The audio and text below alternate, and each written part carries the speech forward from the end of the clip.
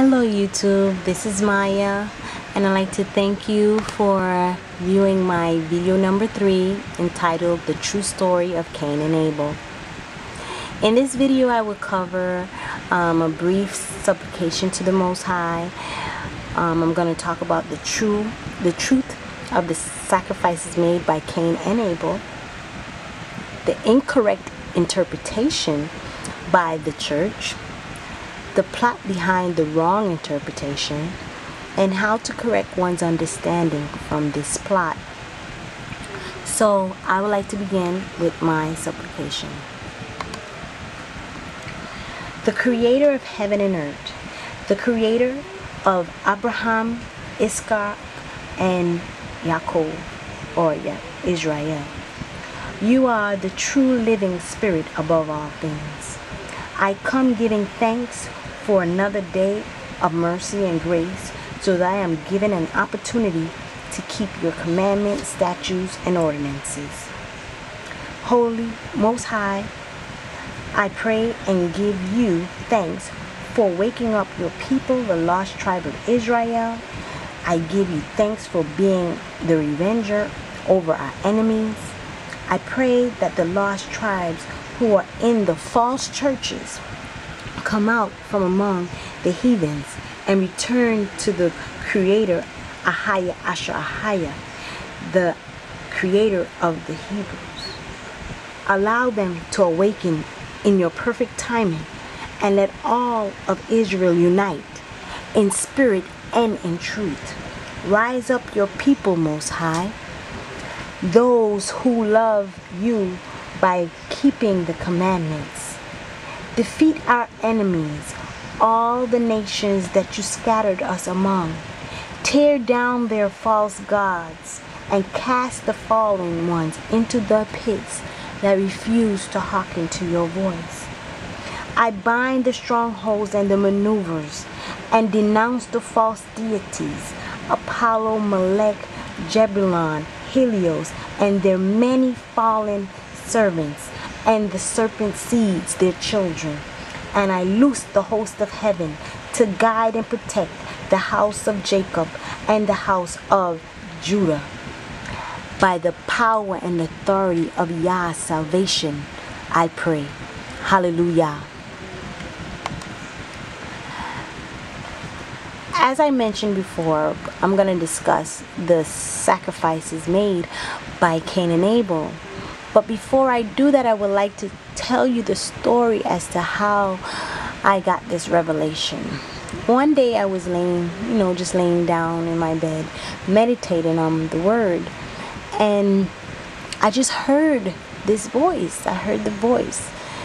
And it said, Cain's sacrifice was accepted by me. So, the first thing I was like, I'm hearing something else. I'm not hearing Most High, because I'm thinking about the story. I'm like, no way. The story, based on what I've read over and over again, it states that his sacrifice was not accepted. But then this calm spirit within just said his sacrifice was accepted. So I said, okay, Most High, what are you trying to tell me? I'm going to do my research. So I called the brethren and I said, listen, I don't want to sound crazy, but I just heard the Spirit tell me that Cain's sacrifice was accepted. So my brethren, he said, Maya, I've heard the same thing. And I researched it. And I said, really? I'm glad now, because I'm thinking now I'm going crazy. So I was like, really? He said, yeah. And I said, why don't you share this? Why don't you share with people? He said, for the same reason you didn't want to share it with me at first. It's crazy. It sounds crazy to people, because the story is not that way in the world. So I'm going to take you through some of the research that we did in how it comforts my spirit now. I can accept truth even though it's different from what I believed at first. So we went to Genesis 4:4, and we read, "And Abel, he also brought of the firstling of his flock, and of the fat thereof. And Ahiah had respect unto Abel, and of his offering." So when we first read it, we're like, it don't sound like nothing different. But we said, you know what, we gotta research the word respect.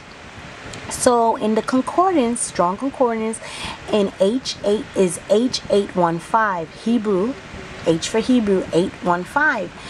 And when we read it, which I have a copy of it, it's in the blue and white area. If you look under outline of biblical usage, under number 1, the word respect, it has to look at, or to look to, regard, gaze at, or about. A, to gaze at, regard, behold, look about. To look away, cause gaze to turn away. C, to look in dismay, or gaze about. So if you also look at the bottom, Authorized Version, it tells how many times it was used in different versions of the Bible. Instead of respect, he had respect, it showed that it was used 5 times, look. So it would read, Ahiah had looked unto Abel and his offering. And then it has the word respect, it was used 3 times. And the word dismay was used twice. And Ahiah had dismay unto Abel and his offering. Turn away, regard, spare, be dimmed, and depart. So these are different versions, would have these different things. I think the problem lies when we use the word respect, we're doing it in the context of what the word means to us today. Respect is something that is good, but in this case, this is not a good thing. And Most High brought to my remembrance of the word prohibited and not prohibited. And I know once upon a time I was confused with this. When I see something prohibited, it sounds like you can do it. And when you see not prohibited, it sounds like you cannot do it. But it's really the reverse. So let's go ahead and look on throughout Genesis. So we're at Genesis 5 now. Genesis 4:5. And it says, But unto Cain, and to his offering he had not respect, and Cain was very wroth, and his countenance fell. Now if you look in the picture security notice, you will see it says use of cellular phones is prohibited in this facility. But the way, if you didn't have the little icons of the cellular phone, you would think that it's prohibited, meaning you can do it, but it tells you can't because it's circled in red with a cross through the cellular phones. So this shows us that we cannot use cellular phones in this facility or building that they had this sign in. So I have to put it in this regard to get clearer understanding, because we use this today. Cain's sacrifice was not respect, meaning not prohibited. And Abel's sacrifice was respect, prohibited. Now in our world today, the way we use in this language today, not prohibited means okay to do. And prohibited means cannot do it. So if we reread, I'm going back now, and we need to reread this again. And the Lord, Ahiah, had gazed to turn away unto Abel and his, or had dismay unto Abel, or had looked at, or had behold unto Abel, or to cause gaze to turn away unto Abel. And then when you look at Cain's, he says, but unto Cain and to his offering he had not looked at, he had not turned away, he had not dismayed. So here you clearly see that the interpretation that was given to us, our forefathers and their fathers before them, is incorrect. So now I understand. I was relieved once I start researching and I see this. It's right in the strong concordance. Why hasn't anyone of the theology schools looked into this to show that the interpretation is wrong? So let's continue in this story. So in Genesis 4:6, and the Lord Ahijah said unto Cain, Why art thou wroth? And why is thou countenance fallen? Wait a minute now. Come on. Really. Let's think about this. Most High is saying, wait a minute, why art thou wroth? And why is thy countenance fallen?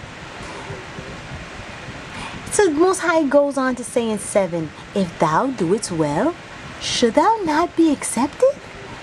So he accepted his offering, but Cain was mad. And Most High said, If thou doest well, shouldn't thou not be accepted? And if thou doest not well, sin lieth at the door, and unto thee shall be his desire, and thou shalt rule over him. And then look at what Cain does. He's upset. His countenance has fallen, meaning his face has fallen. He's sad.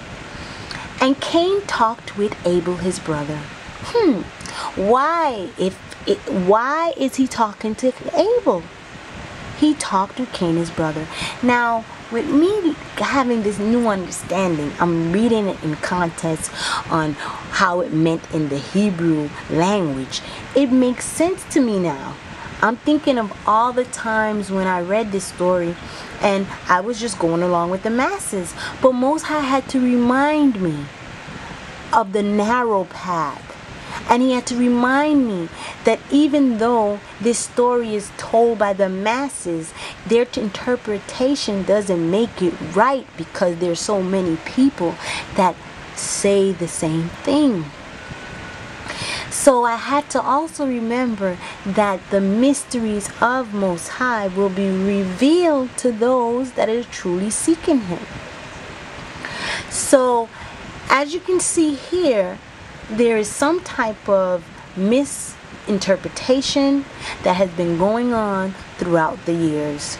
And it's time that we get it right, sisters. We have to start teaching our children the right stories in the right content, in the right interpretation. And I will continue to encourage you to seek the Spirit of the Most High. Let the Most High guide you through the things that are not revealed to the masses. So that brings me to the incorrect interpretation of the church. And now you will see the error is going on into the New Testament.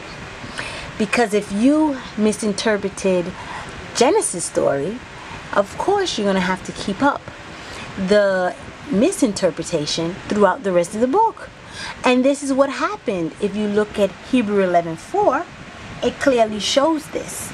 And I'm going to stop right here, and I'm going to pick up in part 2 of the incorrect interpretation by the church. Okay? And I will be back shortly.